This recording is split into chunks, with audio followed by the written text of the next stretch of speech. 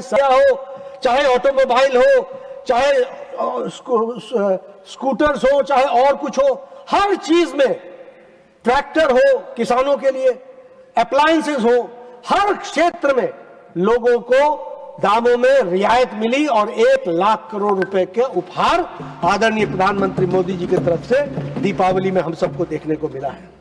उसी तरीके से रिफॉर्म्स एक्सप्रेस ने जो हमारा एक स्ट्रक्चरल फियर था, जो हमारा डर था, उस डर को भी इस रिफॉर्म्स ने हटाने का प्रयास किया है। और जन विश्वास एक्ट 2023 ने लगभग 300 से ज्यादा प्रावधानों को अपराध मुक्त किया है और उसको हम लोगों ने क्रिमिनलाइजेशन से बाहर निकाला है। इसको भी हमको ध्यान में रखना चाहिए। अभी हमारे भूपेंद्र यादव जी यहां बैठे थे, मनसुख भाई बैठे हैं, आपको मैं बधाई देना चाहता हूं। आपने लेबर कोड में जिस तरीके से मोदी जी के नेतृत्व में बारंबार इस बात को कहा जा रहा था कि लेबर्स को हमें रियायत देनी चाहिए, उनको राहत देनी चाहिए, आपने लेबर कोड जो दर्जनों में थे उस सारे लेबर लॉज को आपने 4 कोड में परिवर्तित किया और एक तरीके से नया जनरेशन का लेबर कोड खड़ा किया। इसके लिए मैं बहुत बहुत आपको बधाई देना चाहता हूं। उसी तरीके से न्यू इनकम टैक्स एक्ट 2025 में 12 लाख रुपए तक की इनकम टैक्स से जो छूट दी गई थी, वह भी एक क्रांतिकारी कदम अपने आप में आम आदमी को पहुंचाने के लिए किया गया, वो भी हम सबके सामने है। मैं सभापति जी आपके सामने बताना चाहता हूं इस हाउस को कि रिफॉर्म्स हमारा साधन है, साध्य नहीं है, वो लक्ष्य नहीं है। It's not a destination, it is a continuous process. ये सदा चलता रहेगा और इसीलिए रिफॉर्म्स एक्सप्रेस में अगर हम कहें तो हर तरीके से हमने कोशिश की है। जी राम जी, विकसित भारत, जी राम जी उसी का उदाहरण है।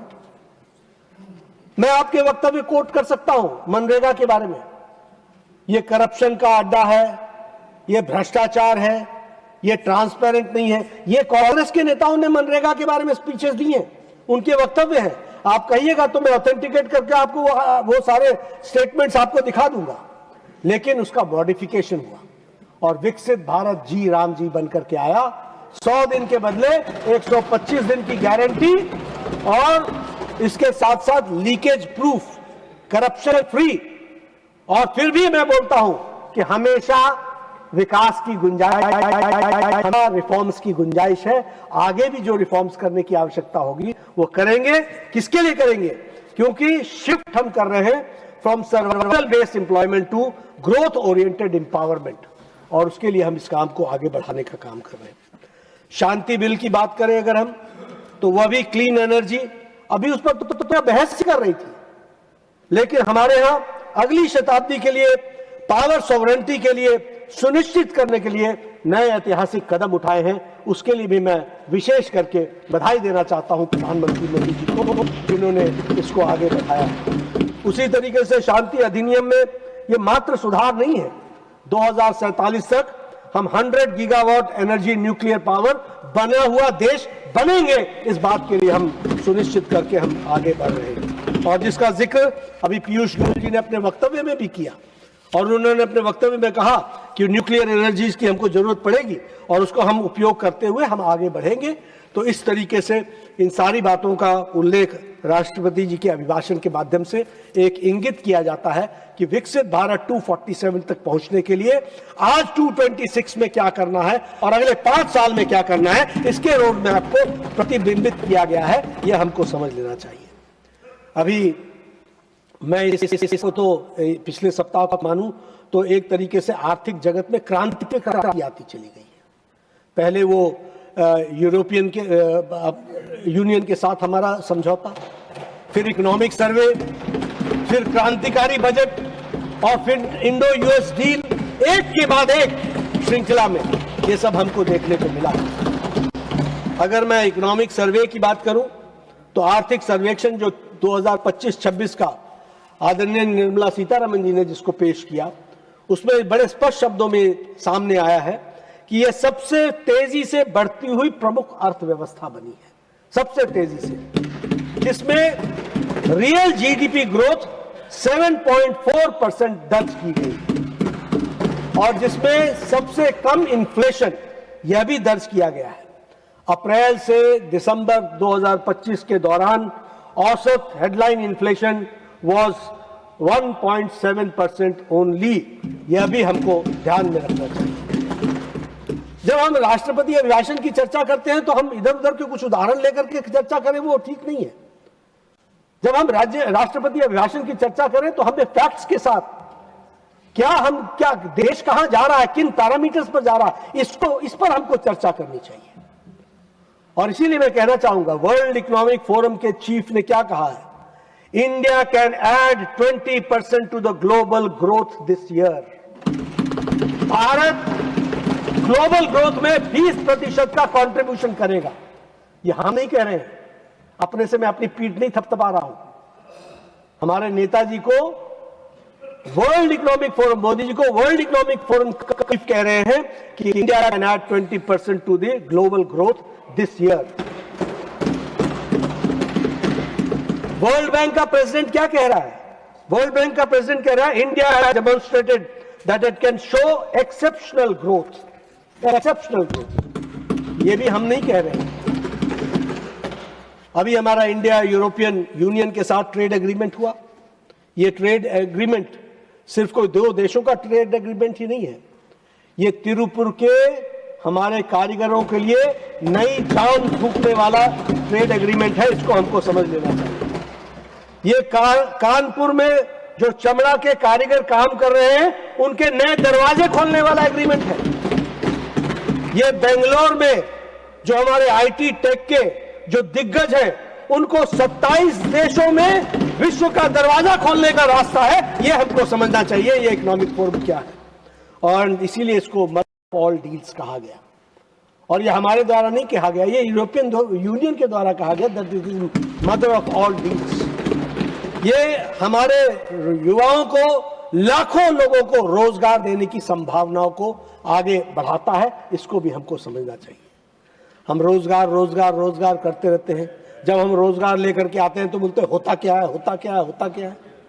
हमें समझना चाहिए कि किस तरीके से मोदी जी के नेतृत्व में देश विकसित भारत की ओर आगे बढ़ रहा है।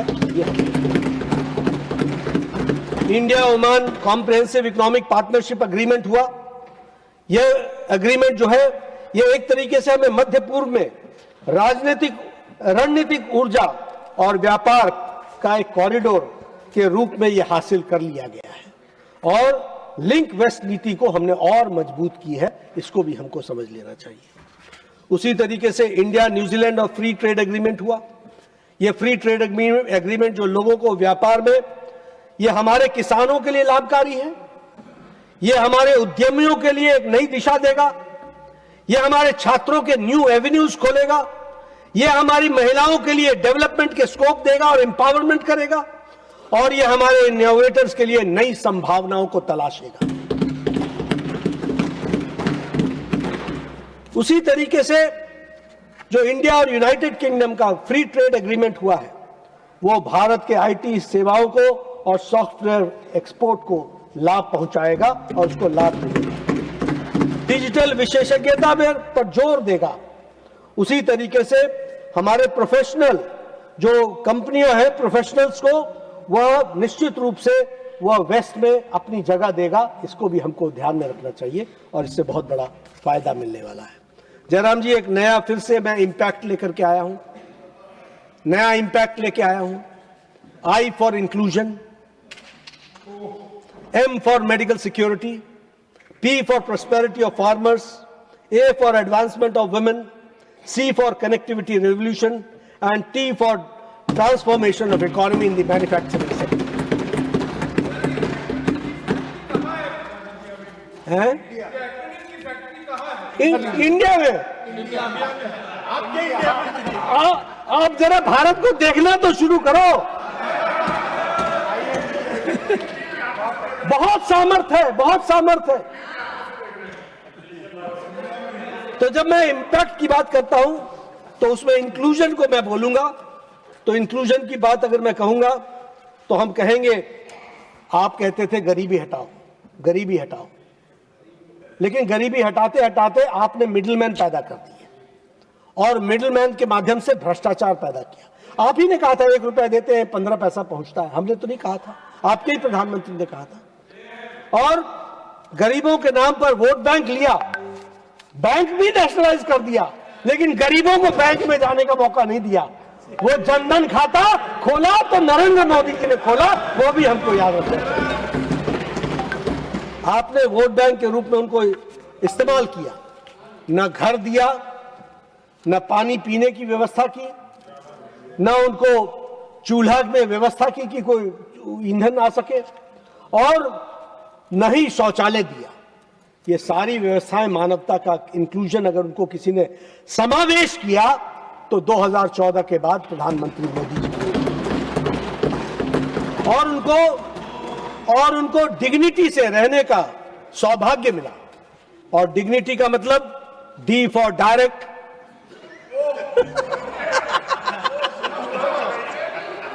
अब भैया मैं इंक्लूजन कर रहा हूं,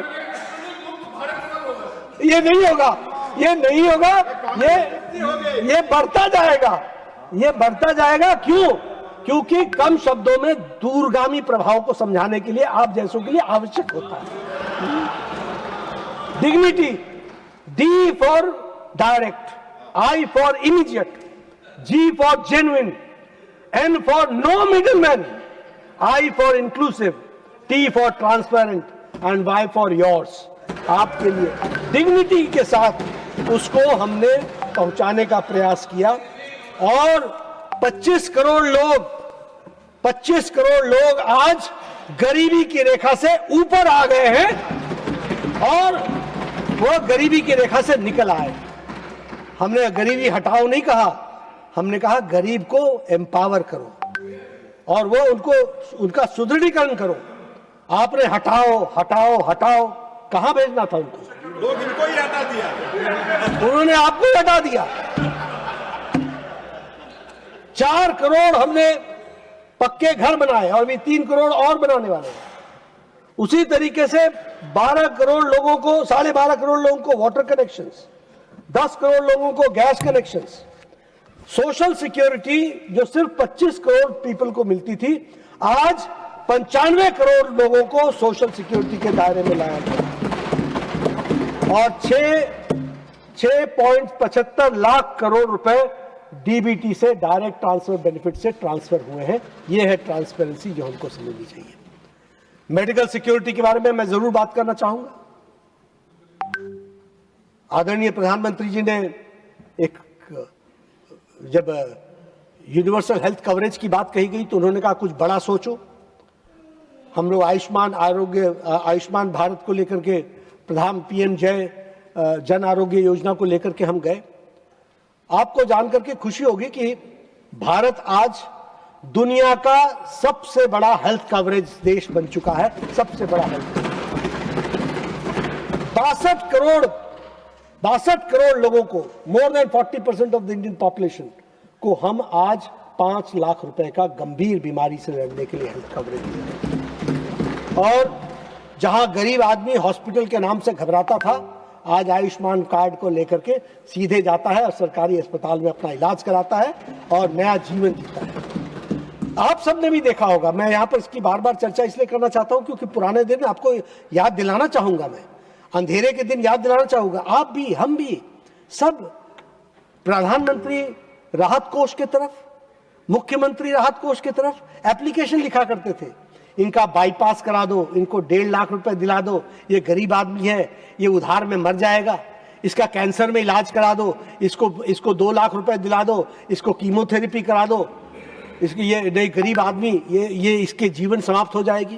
और बुजुर्ग गांव में क्या बोलता था, अरे मैंने तो अपना जीवन देख लिया है, अब छोड़ो, बच्चों की पढ़ाई करवाओ, मकान मत बेचो, घर मत बेचो, आप बच्चों को आगे बढ़ाओ, मैंने तो अपनी जिंदगी जी ली है, मैं ऐसे ही जी लूंगा। इस तरीके का जीवन व्यतीत करते थे।